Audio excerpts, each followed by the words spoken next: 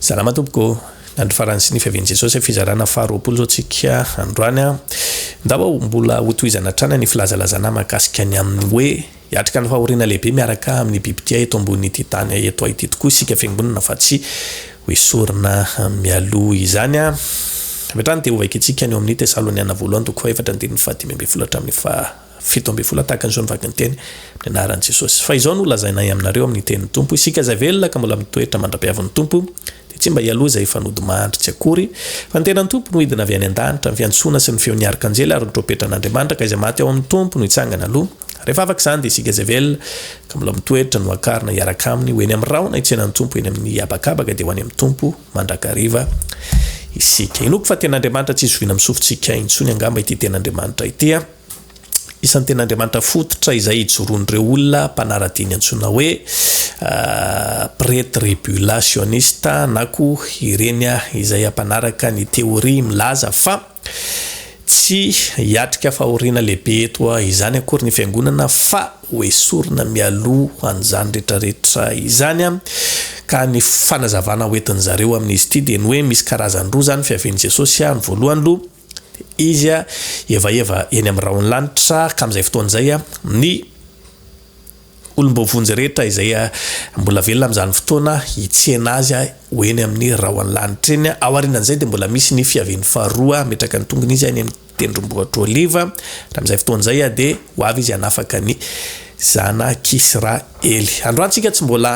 hiditra lalina loatra akory ny amin'izay hoe fiavian'izay marina ve ny filazana hoe misy fiaviany karazany roa izay tsy hiditra lalina amin'izay loatra akory tsika amin'ny tian'io ity satria na io eny amin'ny rahony lanitra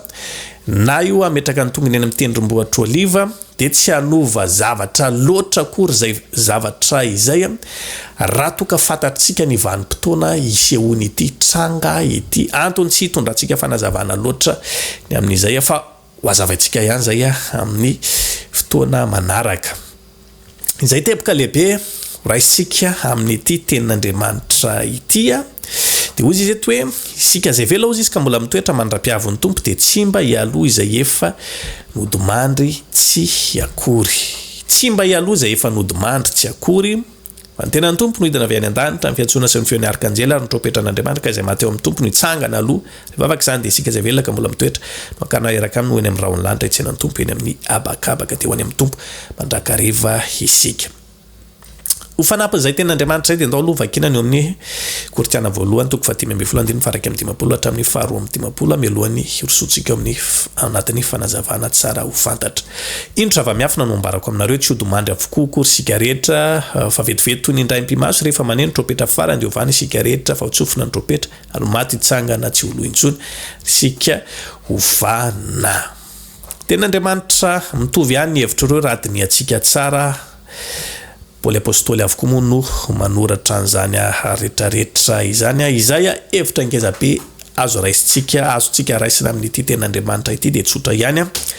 verika ihany hoe tsy hametraka ady hevitritsika ny amin'ny hoe fiaviany eny amin'ny rahony lanitra na hametraka ny tongony eny amin'ny tendrombohitra oliva satria tsy hanova zavatra be loatra akory zany rehefa fantatritsika ny vanim-potoana isehony satria rehefa hitantsika ny vanim-potoana hitrangany zay dia avy hatransika dia afaka manamarina na manambara ny amin'ny hoe hiatrika fahoriana lehibe ary ve ny fiangonana sa tsy satria izay moa zany no manitikitika ny fisainantsika amin'ny tian'io ity araky ny ambaran'ny tenin'Andriamanitra eto dia isika zay velona ozy izy ka mbola mitoetra tsy aloha izay efa nodimandry mihitsy izany hoe rehefa ho tonga izay fotoana izay fiavian'i Jesosy izay dia izay efa nodimandry tao amin'ny Tompo aloha zavatsara ndresaka eto fa tsy hoe olona efa maty rehetra akory fa izay efa nodimandry tao amin'ny Tompo no vana tsy mety loha intsony aloha zay no ambarany ato amin'ny koritiana voalohany toko fatimy ambin'ny folo andininy faraka amin'ny dimapolo hatramin'ny faharoa amin'ny dimapolo rehefa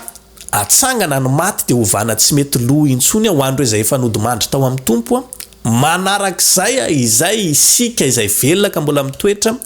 no hovana tsy mety loha intsony ihany koa dia hitsenan'ny Tompo eny amin'ny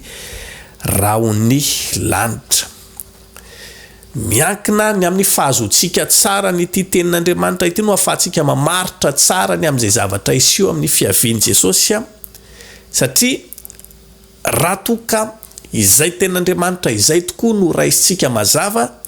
ny amin'ny hoe isika zany tsy aloha lalana mihitsy ho andro izay efa nodomandry akory tsy akory aiza hoaiza aza ny vanim-potoana mety isehony izany fanovana ny tenantsika sy ny hoe fitsanganana amin'ny maty izay satria miankina amin'izay zany no afahantsika mamaritra ny hoe hiatrika fahoriana lehibe aritsika sa tsy avy hatrany mamaly atsika dia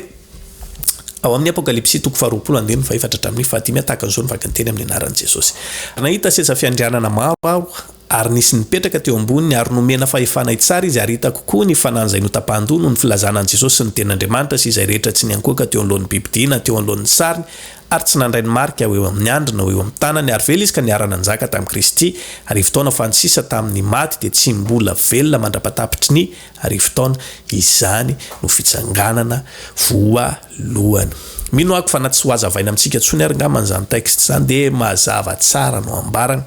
fa ny fotoana isin'ny fitsanganana maty voalohany zany dia efa aty aorianan'ny fampandraisana ny mariky ny bibidia ary hitako koa izy ny fanahy izay notapahan-doha ny filazanan'i Jesosy sy ny ten'Andriamanitra sy izay rehetra tsy niankoaka teo anoloan'ny bibidia na teo anoloan'ny sariny ary tsy nandray ny mariky eo amin'ny andriny na eo amin'ny tanany velona izy ka niarana nanjaka tamin'ny Kristy arivo taona. Raha iverenantsika zany ilay fanazavana tasy amin'ny Tesaloniana voalohany 4 sy ny Korinthiana voalohany 5 tao iny raha manambara ny ten'Andriamanitra fa ny maty no hitsangana aloha ary tsika isika zay velona tsy hialoha lalana azy reny velively mazava ho azy zany fa raha eto amin'ny apokalipsy 4 eto ity no ambaran'ny ten'Andriamanitra fa fotoana isin'ny fitsanganana voalohany zava ho azy zany efa aty aorianan'ny vanim-potoanan'ny bibidia sy ny fanapahan-doha ka antony ilazako ny amin'ny hoe na hitsenan'i Jesosy eny amin'ny raha ho any lanitra na hitsena azy ametraka ny tongony eny amin'ny tendrombohitra oliva tsy mametraka olana be kory izany satria efa fantatritsika mazava zany eto fa ny fotoana isin'ny fitsanganana maty voalohany dia ao aorianan'ny fampandraisana ny marika sy ny fanapahan-doha izay ho ataon'ny bibidia kara eo no isin'ny fitsanganana voalohany ambaran'ny ten'Andriamanitra atsy fa isika tsy hialoha lalana velively andreo izay efa maty tao amin'ny tompo mihitsy fa ireo aloha no atsangana dia vadika tsy mety lotsony ny vatany izay ny atsika vao hovana tsy mety lo ihany koa mazava ho azy zany hiatrika mazava tsara mihitsy sika ny fampahoriana izay iarahana amin'ny bibidia ety ambonin'ny tany ety fa tsy hoe sorona mialoha velively ametraka ny veloma mandra-peona mandrapatafa ho amintsika ho amin'ny video manaraka indray samy harotain'Andriamanitra veloma tompoko.